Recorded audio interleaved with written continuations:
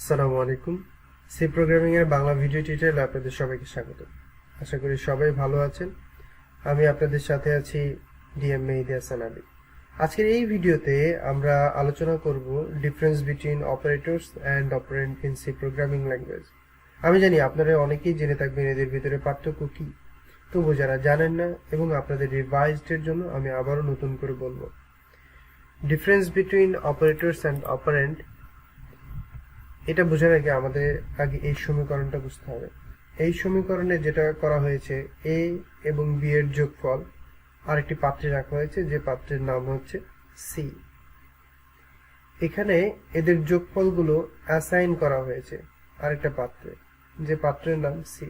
এই যে আমি অ্যাসাইন্ড শব্দটা ব্যবহার করলাম, এই যে যোগ শব্দটা ব্যবহার করলাম, এইগুলো হচ্ছে অপারেটরস। আমি অ্যাসাইন করতেছি, অ্যাডিশন করতেছি, মানে অ্যারিথমেটিক কাজ করতেছি। এই ধরনের অনেকগুলো অপারেটর রয়েছে, যেমন arithmetic operator, logical operator, relational operator, bitwise operator, special operator, ternary operator. এই ধরনের অনেকগুলো অপারেটর রয়েছে, ঠিক আছে। এবং তাহলে এখানে যদি অ্যাসাইনমেন্ট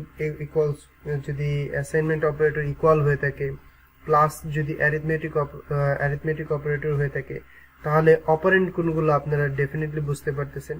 জি, এখানে সি, এ, বি যে পাত্রগুলা একটা মান বা একটা ভ্যালু বা একটা এলিমেন্ট ধারণ করে আছে, সেই পাত্রগুলো হচ্ছে এখানে অপারেন্ট। তাহলে আশা করা যায় অপারেন্ট এবং অপারেটরের ভিতরে পার্থক্যটা মোটামুটি ক্লিয়ার হয়েছে। চলুন পরবর্তী আরো একটি এক্সাম্পল দেখা যাক। এখানে আমরা একটা ভেরিয়েবল ডিক্লেয়ার করেছি। এই ভেরিয়েবলটি হচ্ছে ইন্টিজার টাইপের, যার নাম হচ্ছে এ নামক একটি ভেরিয়েবল। এবং এই ভেরিয়েবলের ভিতরে আমরা যেটা করেছি, দুইটা সংখ্যা যোগ করেছি। দুইটা সংখ্যা যোগ করে এই ভেরিয়েবলের ভিতরে রেখেছি।